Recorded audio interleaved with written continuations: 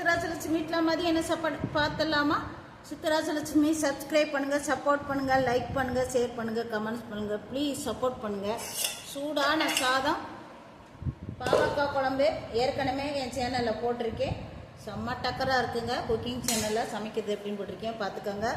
முரல் மீன் பொரிச்சிருக்கேன். வாங்க வீடியோக்குள்ளே போய் பார்த்துலாம். சூடான சாதம், பெரிய பாவக்காய் குழம்பு, முரல் மீன். வாங்க சாப்பிடலாம். எல்லாரும் சாப்பிட வாங்க.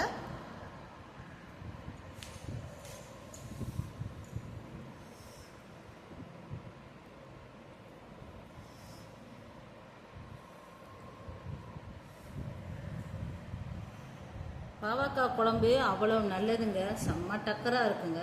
சாப்பிட்றலாம். ஒரு பாவக்காயை எடுத்து வச்சு நல்லா வெந்துருச்சு, கசப்பே தெரியாமல் குழம்புக்கு வைக்கிறேன்.